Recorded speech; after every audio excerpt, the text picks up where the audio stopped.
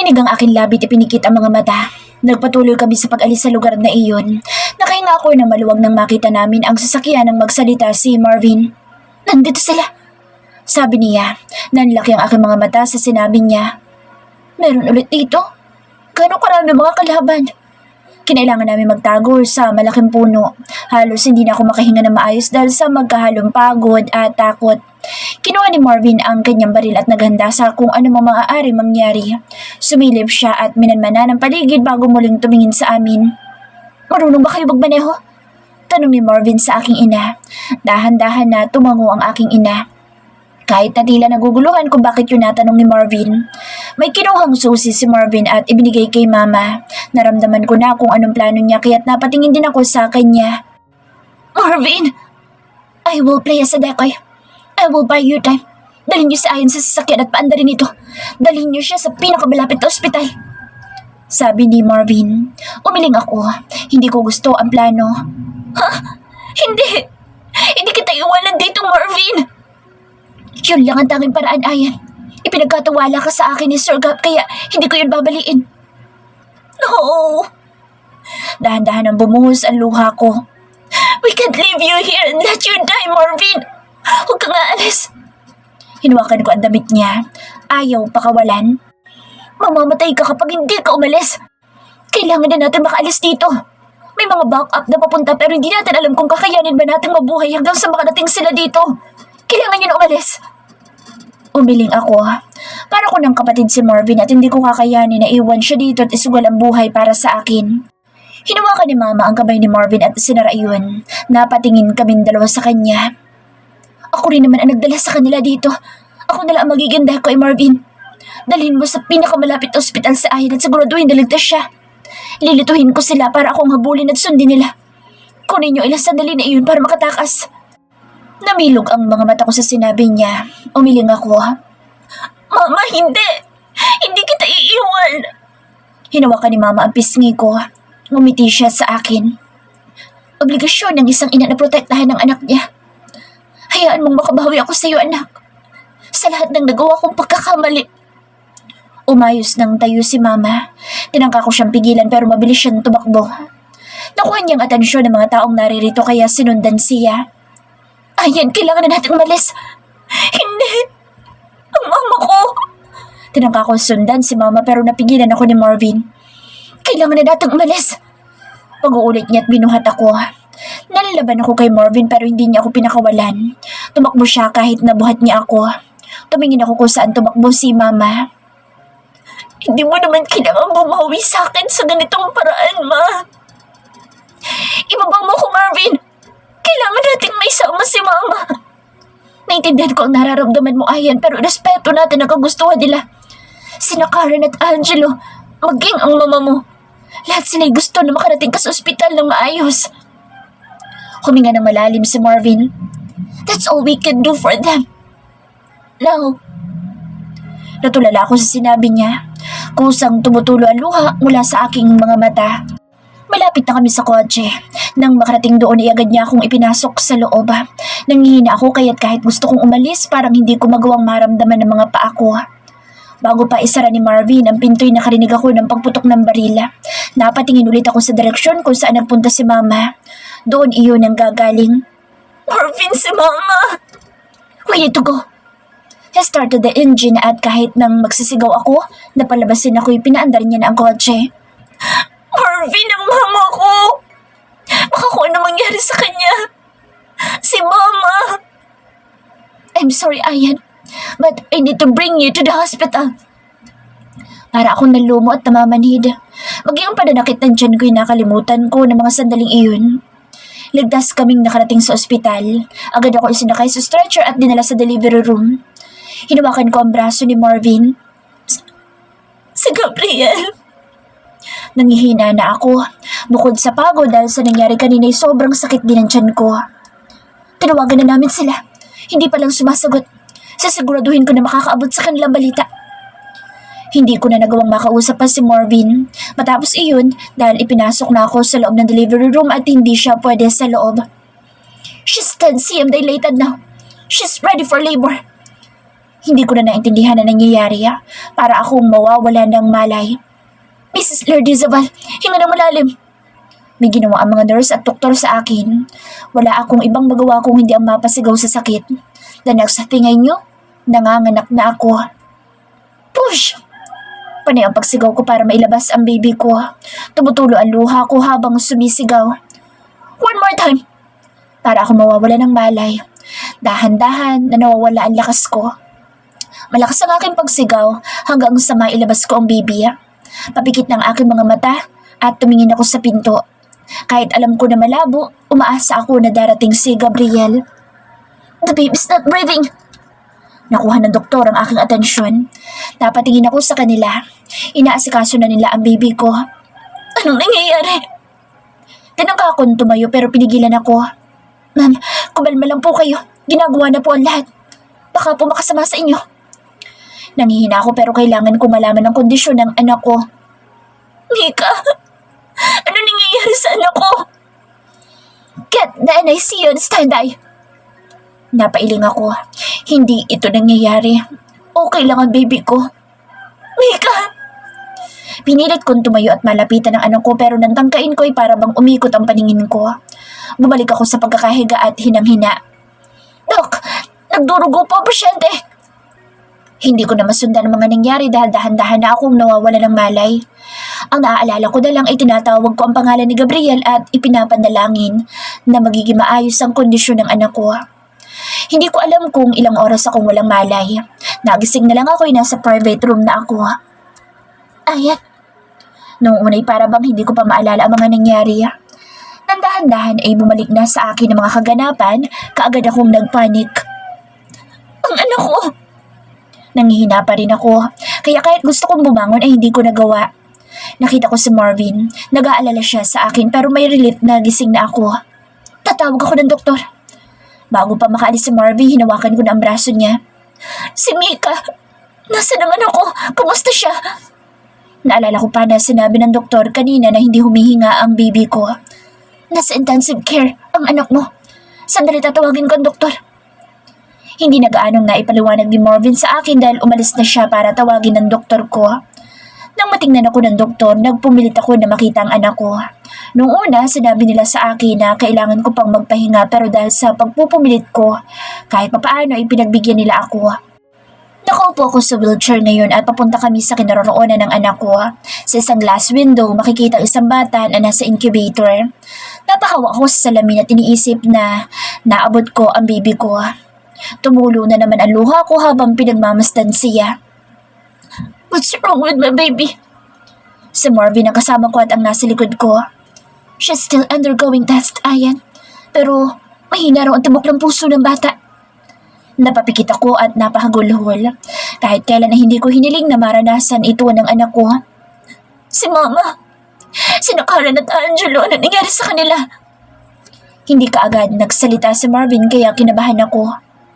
Hindi pa nakikita sina Angelo at Karen. Ang mama mo. Tumingin ako kay Marvin nang hindi niya magawang ituloy ang sinasabi.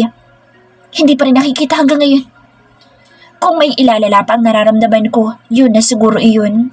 Para akong hindi makahinga at kahit anong gusto kong pakawalan ay hindi ko magawa. Umiyak ako nung walang lumalabas na boses. Ayun, magpahinga ka na. Ibabalik na kita sa kwarto. Si Gabriel. Huminga ng malalim si Marvin. We contacted the HQ. Sinabi nila na bukas pa ang balik ni Sir Gabriel. Nasa operation sila kaya hindi natin magawang makontak. Ipapaabot daw kaagad nila ang nangyari kapag nakabalik na si Sir. Hindi ko na nagawang makapagsalita. Ibinalik ako ni Marvin sa kwarto ko at inihiga ako doon. Sobrang nanghihina ang katawan ko. Wasak ako sa nangyari sa anak at ngayon ay mas nawasak pa ako dahil sa balitang hindi pa nahahanap ulit si Mama. Sana kagaya ng dati nagtatago lang ulit siya at magpapakita rin sa akin. May gusto ka bang kainin? Kailangan mong kumain, Ayan. Iwan mo muna ako mag-isa, Marvin. Sabi ko sa nangihinang boses. Wala na akong mailuha. Nanunuyot na ata ang katawan ko dahil sa pag-iyak ko kanina at ngayon kahit na naninikip ang dibdib ay wala na akong mailabas na luha. Pero Ayan, bumangon ako at galit na hinarap si Marvin. Iwan mo ako! Umalis kayo! Gusto ko mapag-isa! Iwanan niyo ako! Muli ako napahagulhol dahil nararamdaman ko na naman ang sakit. Huminga ng malalim si Marvin at may iniwan sa may side table. Kumain ka kapag nagutom ka. Babalitaan kita kapag nagkausap kami ni Sir Gab. Hindi ako nagsalita at sinalpak na lamang ang sarili sa kama. Dinalikuran ko si Marvin at narinig ko ang pagsara ng pinto. Nang maiwan ako mag-isa, muli ako napaiyak. Akala ko kanina ay wala nang mailalabas na luha ang katawan ko. Nawawala si Mama at hindi maganda ang kondisyon ng anak ko. May ilalala pa ba ito? Hindi ko na ata kakayanin. Gabriel, I need you. Please come back. Pakiramdam ko anumang oras ay susuko ng katawan ko sa lahat na nangyayari ngayon. Please, come back. Ipinikit ko ang mga mata ko. Sana pagmulat nito'y nandito na sa Gabriel. Kahit yun man lang. Magawang mapagaan kahit papaano ang nararamdaman ko. Dahil pakiramdam ko'y warak na warak talaga ako ngayon. Pero kailangan ko magpakatatag kagaya ng pagpapakatatag ng anak ko para lumaban at manatiling buhay. Ayokong umalis sa labas ng silid kung nasaan ang baby ko. Oras-oras ata ay dumadalaw ako sa kanya kahit na may pagkakataon na pinagbabawalan na ako ng mga nurse dahil kailangan ko na rin na magpahinga. Hanggang ngayon wala pa rin balita kung nakaabot na ba kina Gabriel ang nangyari.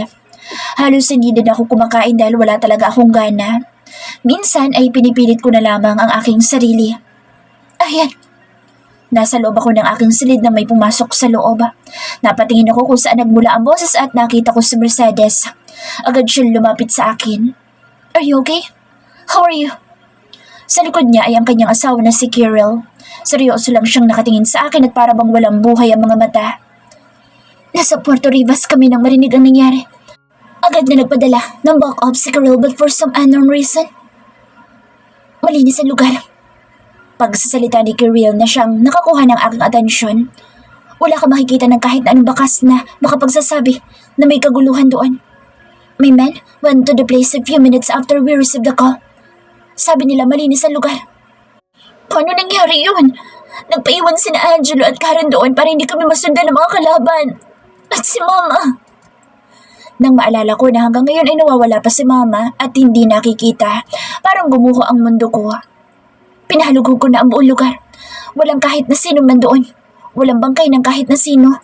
Though, huminga siya ng malalim. May ilang bakas ng dugo na siguro hindi nalinis. Kumalukip-kip si Kirill habang nagpapatuloy sa kanyang sinasabi. Based on my expertise, this is no amateurs.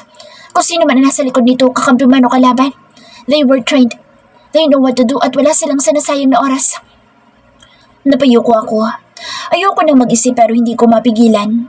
Napansin ni Mercedes ang nangyayari sa akin kaya tinagod niya ang likod ko. Huwag ka masyado mag-isip, Ayan. Makakasama sa iyo yan. Magpahinga ka muna. Tutulong kami ni Kirill. Hahanapan din namin ang mga nawawala ng mga tauhan at ang mama mo. Pinilit niya akong mahiga at dahil sa boses ni Mercedes, nagawa niya akong makumbinsi. Nakahiga na ako. Hawak pa rin ni Mercedes ang kamay ko and she keeps assuring me. Nandoon pa rin ang mga tauhan ko. Babalitaan kita kapag may nakita na sila. Tumango ako kay Kirill. Thank you. May balita na ba kay Gabriel? They're still in an operation. Nagpapunta na ako ng tauhan ko doon para makausap siya ng personal. Parang may nakapatong sa dibdib ko na sobrang bigat na bagay at nahihirapan akong huminga. Nagawa din nila ako mapilit na kumain. Kung hindi ka kakain, hindi mo maririgay ng lakas mo, Ayan. Gusto mo bang masweruhan ka? Mas lalo mong hindi agad makakawakan at makikita si Mika niyan. Yun ang sinabi ni Mercedes sa akin kaya't kumain ako. Kapag pwede na kayo lumabas ng ospital. Nag-uusap na kami ni Kirill na doon muna kayo sa amin. Wala na naman na siguro mangangahas na saktan pa kayo doon. Panay lamang ang pagtango ko. Minsan talaga ay hindi pa ako nakakausap ng maayos. Nang maghapon ay nagpaalam muna sina Kirill at Mercedes na aalis. Babalik daw sila bukas. Si Marvin ulit ang naiwan sa akin. Noong nandito sina Mercedes kanina nagpaalam siya na aalis. Ayan. Lumapit sa akin si Marvin. Akala ko'y magbabalita lang siya kung ano mang nalaman niya pero mukhang hindi. May gustong bumisita sa'yo. Kumunot ang noo ko pero nang maisip na baka si Gabriel iyon ay parang nabuhayan ako. Sino? Baka sa akin boses ang pagiging excited. Bago pa ako masagot ni Marvin ay bumukas na ang pinto ng silid ko. Natigilan ako nang makita ko siya. Calvin? Paano niya nalaman na nandito ako? Isa pa, anong ginagawa niya rito? Tumikim si Marvin bago nagpaalam. Maiwan ko muna kayong dalawa. Naglakad si Calvin papalapit sa akin. Mabigat ang bawat hakbang niya. Ako naman ay napabangon. Anong ginagawa mo dito? Tanong ko sa kanya, naguguluhan kung bakit siya naririto. Narinig ko nangyari sa iyo. Nagpunta ka agad ako. Kamusta? Kung tutuusin ay mabilis lang naman ang kanyang tanong pero nakapagtataka na para bang hindi ko alam kung paano sasagot sa kanya. Okay naman ako. Huminga siya ng malalim. Kamusta ang baby mo? Naalala ko ang kalagayan ni Mika. Bumagsak agad ang ekspresyon ng mukha ko. Not good. Pareho kaming natahimik. Matapos iyon, napatingin siya sa kamay ko at napansin ko na may tinititigan siya. Kasal ka na nga pala. Napatingin din ako sa aking singsing at dahan-dahan na tumango. Pinadalhan kita ng invitation, hindi ka pumunta. Ngumisi lang siya at akala mo ay natatawa sa sinabi ko. Hindi na ulit kami nagsalita matapos iyon. Nasaan ang asawa mo? Bakit wala siya sa tabi mo? Napatingin ako kay Calvin nang marinig ko ang tanong niya. Hindi ko alam kung paano ko siya sasagutin dahil maging ako'y hindi ko alam kung anong ginagawa ni Gabriel sa mga oras na ito. Huwag mo nang sagutin kung ayaw mo. Kung wala siya dito ngayon, hayaan mo na samahan muna kita.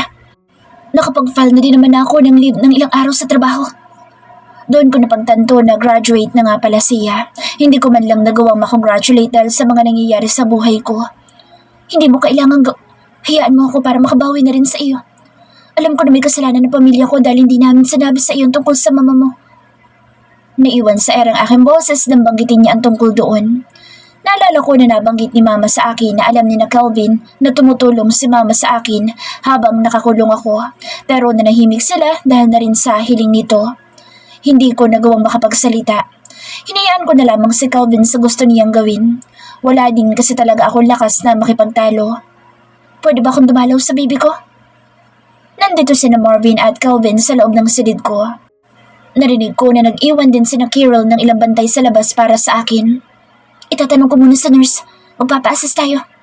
Sabi ni Calvin at lumabas. Habang wala si Calvin ay agad na lumapit si Marvin sa akin. Okay lang ba sa'yo na nandito ang lalaking iyan? Tanong ni Marvin. Halata din ang pagod sa kanya.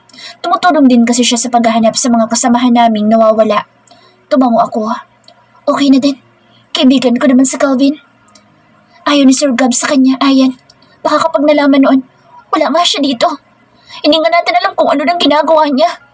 Nanganak na ako at lahat pero wala pa din siya. Natigilan ako ng mapagtanto ko sinasabi. Nag-iwas ako ng tingin kay Marvin na halata ding nagulat sa mga sinabi ko. Pagpasensyahan mo na ako. Pagod lang ako. Iginalang ni Marvin iyon at hindi na rin nagsalita pa. Alam ko na naiintindihan niya ako ngayon. Kakapanganak ko pa lamang at sobrang nakaagad daming stress. Pinayagan akong dalawin ng anak ko. Kagaya ng parati kong ginagawa kahit na nasa labas lamang ako ng bintana ay nagpapanggap ako na nahahawakan ko siya. Nasa loob pa rin ito ng intensive care at hindi pa rin maganda ang lagay niya. Sabi ng doktor ng anak ko, mahina ang puso ng anak ko. Maaaring nag-develop daw ito nito lamang. Anak, nandito ulit sa mommy. Parati kong kinakausap si Mika na akala may naintindihan niya ako. Gusto na kitang mahawakan. Magpagaling ka ha. Magpapalakas din ako. Pag-uwi ng daddy may sasalubungin natin siya. Kinausap ako ng nurse na kailangan ko na raw bumalik ng kwarto ko. Pumayag ako. Sa unang pagkakataon ay hindi ako nag-hysteria. Nakatulog ako pagbalik ko ng kwarto ko. Nang muli ako magising, hinanap ko si Marvin dahil gusto ko makibalita sa kanya pero mukhang wala ito. Nasaan si Marvin? Si Calvin lamang ang naririto. Lumapit siya sa akin nang mapansin na gising na ako. Umalis lang sandali. Ang sabi niya may balita na raw kay tita at sa iba niyo pang kasama. Pupunta siya doon para i-check. Nabuhayan ako ng loob dahil sa narinig mula kay Calvin. Buhay ba daw ang mga ito? Nagkibit balikat si Calvin. Hindi ko alam ang detalye. Basta, umalis siya. Nagmamadali. Magpahinga ka pa, Ayan. Alam ko na pagod ka sa mga nangyayari at walang maayos na tulog. Ngunit dahil sa balita, ay doubt ko makakatulog ako. Para bang gusto ko na lang nahintayin si Marvin na makabalik para masabi ang balita. Ganoon pa man, siguro nga ay pagod na ang katawan ko dahil pagkahiga ko muli sa kama, ay hinigit ulit ako ng antok. Masama ang aking naging panaginip na noong magising ako ay pinagpapawisan ako. Napabalikwas ako at hinahapo. Pinahid ko ang basang noo dahil sa hindi magandang panaginip. Habang kinokontrol ko ang paghinga ko ay may naamoy akong hindi kanais-nais. Pinagmasdan ko ang aking kwarto. Nalaki ang aking mga mata nang mapansin na may nasusunog doon. Bumangon ako at nanghinang aking hita kaya bumagsak ako sa sahig. Tumayo rin ako kaagad at tinangkang lumabas. Marvin! Calvin! Natigilan ako nang mapansin ko na hindi lang silid ko ang nasusunog. Dahil sa labas nito ay kumakalat na ang apoy. Ayan! Mabilis na tumakbo si Calvin sa akin. Kailangan na natin makaalis dito. Nasusunog ang ospital. Nagkakagulo nga sa ospital at mukhang nag-evacuate na ang iba. Hinawakan ni Calvin ang kamay ko at tinangkang hilahin ang aking kamay papaalis. Sandali lang! Si Mika! Halatang naguguluhan si Calvin sa akin. Ang anak ko! Napagtanto ni Calvin iyon kaya pareho kaming napatingin sa direksyon papunta sa silid nila. Doon sa kinaroroonan ng anak ko. Ayan! Hinawakan ni Marvin ang kamay ko nang makalapit sa akin. Halatang hinahapo siya. We cleared the path for you. Umalis na kayo. Hindi ka pwede magtagal dito. May mga kalaban. Ang mga tauhan ni Sir Carol ay nakikipagbarilan sa labas. Hindi pa alam kung ilan ang bilang nila. Kailangan mo na makatakas. Ikaw ang target nila. Umiling ako. Pero si Mika, hindi ko pwedeng iwan ang anak ko. Tinangka akong tumakbo papunta, pero pinigilan ako ni Marvin. Ako na pupunta doon. Umalis na kayo. Susunod kami ni Mika. Nalungon niya si Calvin. Ikaw na muna bahala kay Ian. Marvin, mag-iingat ka. Oo naman. Ipinapangako ko na magkikita-kita pa kayong tatlo ni na boss. He gave me a salute before running to the opposite direction. Hindi ako makagalaw kaya kinailangan akong hilahin ni Calvin. Nang mapagtanto na magiging ligtas ang anak ko dahil kay Marvin ay tumakbo na rin ako. Napatigil kami na makarinig ng malalakas na pagsabog. Nadapa ako dahil sa impact nito. Sinalo ako ni Calvin para hindi mapasubsob sa sahig. Tumingin ako sa kung saan may sunog at nanlaki ang aking mga mata sa napagtanto. No! Para akong iniwan ng lakas. No! Mika! My baby! Nangyari ang pagsabog sa direksyon kung nasaan ang NICU, kung nasaan si Mika. Mika! Bumuhos na ang luha ko. Buong lakas akong pumunta sa direksyon na iyon. Ayan! Hindi ka pwedeng pumunta dyan! Pinigilan ako ni Calvin. Hindi! Ang anak ko! Kailangan kong puntahan si Mika! Nagpupumilit pa rin ako pero ayaw akong bitawan ni Calvin. Kailangan na natin makaalis. Alam ko na nag-aalala ka sa anak mo pero kailangan natin makaalis, Ayan. Bumuhos ang luha ko at umiling. Kahit anong sabihin niya, hindi ko iiwanan ng anak ko. Nakarinig kami ng malakas na pagsabog muli sa kabilang direksyon at kasunod dito'y putukan ng baril. Binuhat na ako ni Calvin. Bitiwan mo ako! Gusto ko makita ang anak ko! Nagpupumiglas ako at nagmamakaawa kay Calvin pero hindi niya ako pinakinggan. Mika! Sorry, Ayan, pero kahit anong sabihin may kailangan kitang ilayo dito. Parang dinurog ang puso ko doon dahil sa totoo lang handa akong mamatay kung ang kapalit nito'y ang anak ko ang mabubuhay. Pakawalan mo ako, Calvin! Hiniyan ako ni Calvin na saktan siya at kung ano-anong gawin ko sa kanya pero hindi niya ako pinakawalan hanggang sa makalabas kami ng ospital. Isa na namang matinding pagsabog na nagpaguho sa struktura ng buong ospital ang nangyari. Mika! Yun ang huling pagsigaw ko bago muling may mangyaring pagsabog malapit sa kinaroroonan namin ni Calvin. And the next thing I know, everything was black. Maybe I passed out or I died that day, too. Together with the thought that I never hugged my daughter and that she died because of the explosion. I died with the thought that Gabriel did not come for us and I would never see him again. Nang magising ako ay napabalikwas ako. Mainit ang aking pakiramdam pero pinagpapawisan ako. Nararamdaman ko rin ang pananakit ng buong katawan ko. Anong nangyari? Inalala ko kung ano ang mga naging kaganapan bago ako makarating sa lugar na ito at nang maalala ko, nanalangin ako na sana hindi na bumalik sa isipan ko. Agad na bumuhos ang luha ko nang maalala ang nangyari sa anak ko. Maging si Marvin, hindi ko alam kung ano nangyari sa kanya. Napatakip ako ng aking palad sa aking mukha habang inaalala ang mga nangyari. Mika. Yun ang tanging lumabas sa aking bibig. Ayokong isipin na maaaring nakasama siya sa pagsabog pero malakas ang aking paghagulhol nang bumukas ang pinto. May nagbukas ng pinto at pumasok sa loob. Ayan, gising ka na. Lumapit sa akin si Calvin. Hinawakan niya magkabilang braso ko at tiningnan akong mabuti. Kumustang nararamdaman mo? Maayos ba ang lagay mo? May masakit ba sa'yo? Tumingin ako kay Calvin. Imbes na sagutin ko mga katanungan niya, iba ang sinabi ko. Si Mika. Nakita mo si Mika? Nagbago kaagad ang ekspresyon ni Calvin. Nanatili lamang siyang nakatingin sa akin pero walang sinasabi at alam ko kung anong ibig sabihin nito. Hindi ko yun matatanggap. Hindi ko gustong isipin na maaaring ganoon na wala sa akin ang anak ko. Bumalik ako sa ospital pero wala nang natira. Nakaligtas naman daw lahat ang nasa ospital except sa nasa NICU. Ayan. Doon daw kasi nangyari ang pagsabog kaya maaaring... Hindi! Kaagad na naputol ang sinasabi ni Calvin dahil sa pagsigaw ko. Hindi maaari mangyari yun, Calvin! Buhay ang anak ko! Hindi siya pwedeng mawala! Hinampas ko ang dibdib niya. Iniisip na makatutulong iyon na mabawasan ang sakit pero walang nangyari. Hindi pwedeng mawala ang anak ko! Ulit-ulit ko yung sinasabi habang umiiyak. Ito na naman yung pakiramdam na para bang hindi ako makahinga. Niyakap ako ni Calvin at tinagod ang likod ko habang patuloy ako sa paghangos. Hindi ko pa nahahawakan ng anak ko. Hindi ko pa siya naiyakap. Hindi ko pa naipaparamdam sa kanya kung gaano ko siya kamahal kaya bakit ganito ang nangyari. Simula nang marinig ko na maaring wala ng anak ko para bang wala na rin akong ganang mabuhay. Ang daming nangyari simula nang umalis si Gabriel. Imbis na mapabuti ang lahat lalong gumulo. Hindi pa rin alam kung nasan sina Mama, Angelo at Karen, maging si Marvin, hindi rin malaman kung nasan ngayon.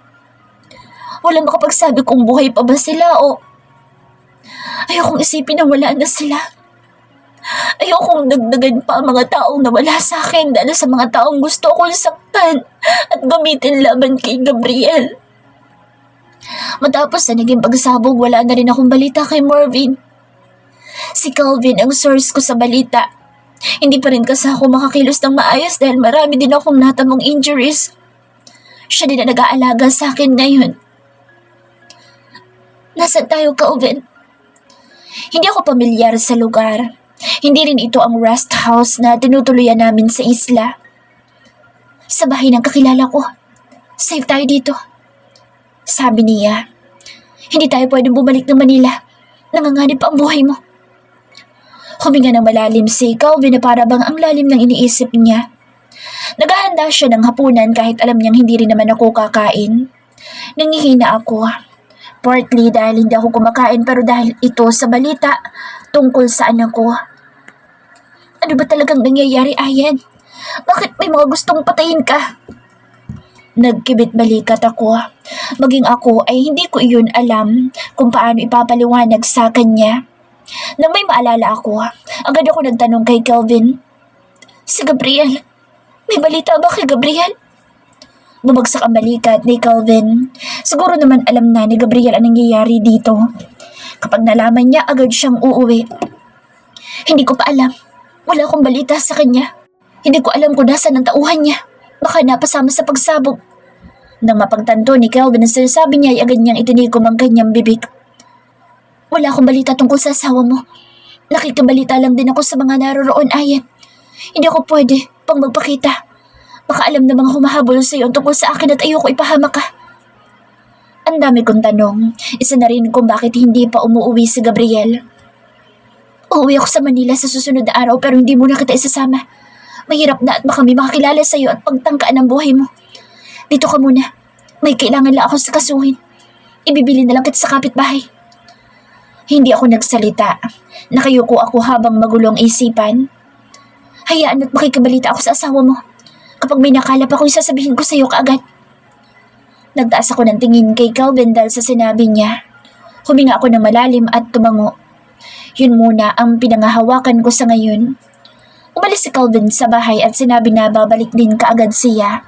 Sabi ko sa kanya ay huwag kakalimutan na makibalita sa mga Lord Isabel. Nakakakilos naman ako ng maayos ngayon. Walang may iwan sa akin at inihabili lang ako sa kapitbahay na mukhang kakilala din ni Calvin. Hanggang ngayon, hindi ko alam kung nasaan ako. Ang bili ni Calvin sa akin ay huwag akong lalabas ng bahay. May kumatok sa pinto habang nakaupo ako sa sala. Natakot ako nung una dahil iniisip ko na pagtatangkaan na naman ang buhay ko dito. Hanggang sa magsalita ang nasa kabilang bahagi ng pinto. Hello, ako yung kapitbahay ninyo. May dala akong pagkain. Napalagok ako. Dahan-dahan akong tumayo at pinagbuksan siya ng pinto pero hindi ko gaanong binuksan. Sakto lamang para makita ko siya. Ngumiti ang matandang babae sa akin. Sabi ni Calvin ay maaring hindi ka raw magluto ng pagkain kaya dinala na kita. Napatingin ako sa kanyang dala. Huminga ako na malalim bago maisipan na pagbuksan siya ng pinto. Pumasok siya sa loob ng bahay at dinala sa kusina ang pagkain.